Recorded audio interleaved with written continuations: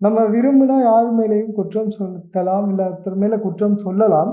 ஆனா, உண்மை என்ன அப்படின்னு தேடி பார்க்கும்போது, இங்க நிறைய பிரச்சனை இருக்கு. இன்றைக்கு இருக்கிற தொழில்நுட்பங்கள், மருத்துவ வசதிகள் எவ்வளவோ வந்திருந்தும், சில பேர் இல்ல சில மனிதர்கள் சிலருடைய ஆ சிலர் சொல்ற விடயங்களை கேட்டுக்கொண்டு, நான் 100% சரியா இருக்கிறேனேன்னு சொல்லி அடுத்தவங்க மேல குற்றத்த சுமத்தி, அவங்கள விட்டு, அவங்கள மன உளைச்சலுக்கு உண்டாக்கி, விலகி போற இந்த மாதிரியான நிறைய விடயங்கள் நம்மள சுத்தி, நம்ம குடும்பங்கள்ல கூட நடந்துட்டே இருக்கும்.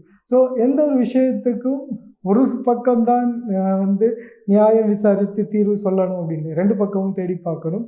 ஸோ, எந்த பக்கமாவது ஒரு பிரச்சனை இருக்கு, இல்ல எந்த பக்கம் அதுக்கான தீர்வு இருக்குன்றத நம்ம கண்டுபிடிச்சாலே பாதி பிரச்சனை முடிவடைஞ்சிருக்கும். நல்லதா ஆரம்பிச்ச ஒரு வாழ்க்கை சோகத்துல நிறைவு பெற்று, மறுபடியும் ஒரு புதிய அத்தியாயம் ஆரம்பிச்சிருக்குது. இந்த கதையினூடாக அவங்க நிறைய விஷயம் சொல்லியிருந்தாங்க. அவ்வளோத்தையும் இதில சொல்ல முடியாது அப்படின்றதால, சுருக்கமா நான் முடிஞ்ச வரைக்கும் உங்களுக்கு தெளிவு ஏற்பட்டிருக்கும் அப்படின்னு நினைக்கிறேன்.